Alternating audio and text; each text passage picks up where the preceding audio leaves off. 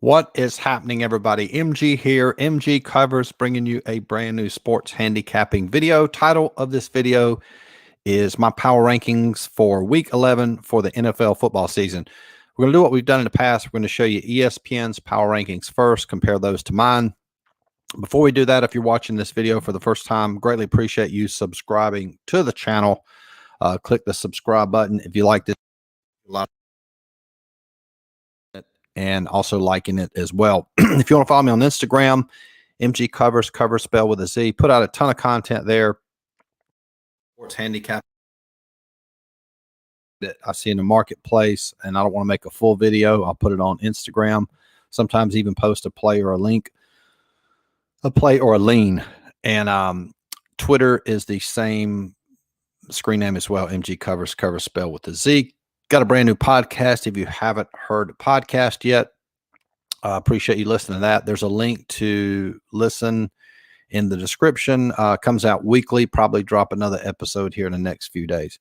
All right, so let's dive into the power rankings for week 11. I want to reflect on last week. I told you guys the public, the lines that the books set are driven by the public's perception, right? The books will generally set a line based on how the public perceives it. And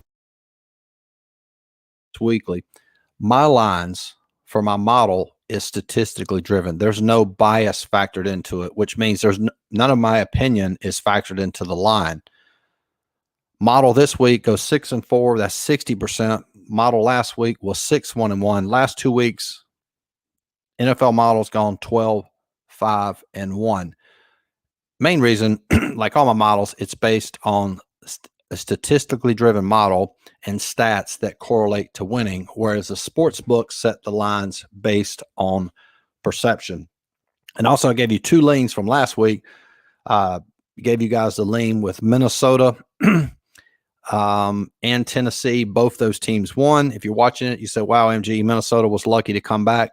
They're a good football team. That's the reason they came back. And Tennessee's very undervalued in the marketplace. So if you're watching this, when I go through these power rankings, this is not my personal opinion. This is just what the model says. And the reason I want to show you ESPN's power rankings is because the public, what drives the price of teams and where the lines are set are based on how the public perceives a team. And you can look right there. Number 1, ESPN has Kansas City, number 1. Most overvalued football team in NFL right now. What's Kansas City's record against the spread this year? Drum roll, 3-5, my friends. And what was the team I told you guys about week 4 that was extremely undervalued but very good? The New York Giants. Giants ATS, you guys ready for this? Giants record against the spread, 7-2. Covered last week as well. How they are. ESPN has Philadelphia number 2. I guess they dropped them because of the loss to Washington last night. Speaking of Redskins, told you guys about week 4. Redskins were a pretty good football team. Not a great football team. They were turning the ball over a lot. They've cleaned that up with our quarterback and actually beat Philadelphia. Another interesting point to make about perception. The line for Philadelphia, what was that, -11, I believe? My line was Philadelphia -8. I didn't have the Redskins favored, but the value leaned in the direction of the Redskins, right? And one important point to make about what happens about this time every year, Philadelphia, great football team, suffered their first loss, right? You look at Buffalo, lost to Minnesota. These good teams, obviously they're good football teams, but the teams that are below them that are not as good tend to catch up with the better teams. Look at what happened to Green Bay. Green Bay upset Dallas, or really was it an upset? Green Bay is a team that's improved. They've gone up in my power rankings as well this week. Okay, so number 3 for ESPN's Minnesota. They have Miami at number 4 and then Buffalo number 5. So what you'll see in the marketplace, those teams will have a tendency to be, quote, overvalued to some degree. Now, if you look at my top 5 power rankings, looks completely different. My model has Baltimore number 1, New York Giants number 2. No surprise there. Philadelphia was number 1. They dropped to number 3. Minnesota at number 4, and a team that's I think is undervalued is Cincinnati at number 5. So there you have it. And one thing I want to show you too, what another thing in the marketplace you'll see with regards to the general public. The general public, there's something called recency bias. What recency bias is, the general public will overreact to the most recent thing that happened. My model is driven on the last 4 weeks. Put that on the screen, last 4 weeks. So I only use stat from the last 4 weeks. What happens week 1, week 2, that's not relevant.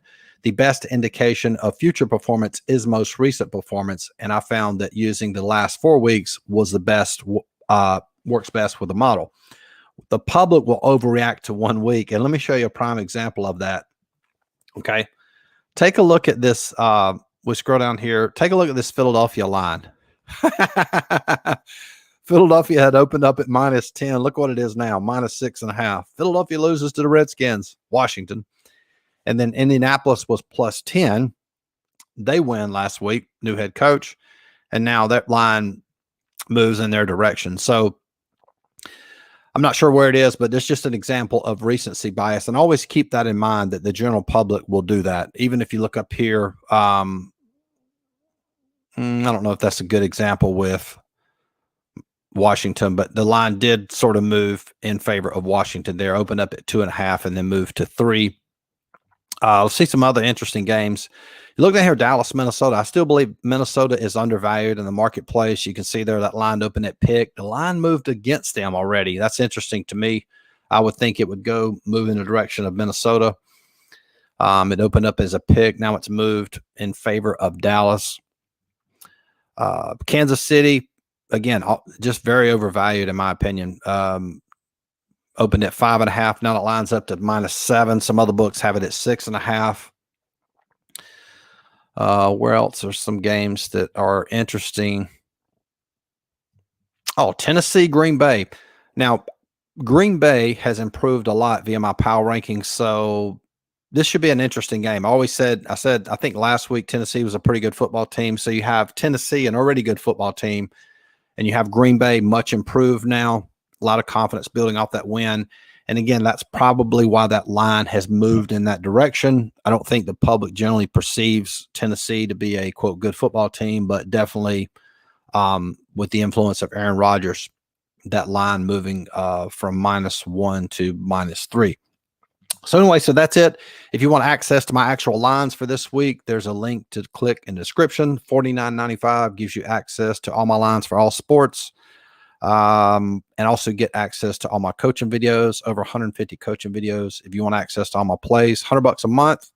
And if you join for the entire year, that's $4.99. You save about $600. That's the best value. So you get access to everything on the site, including my plays, for $500.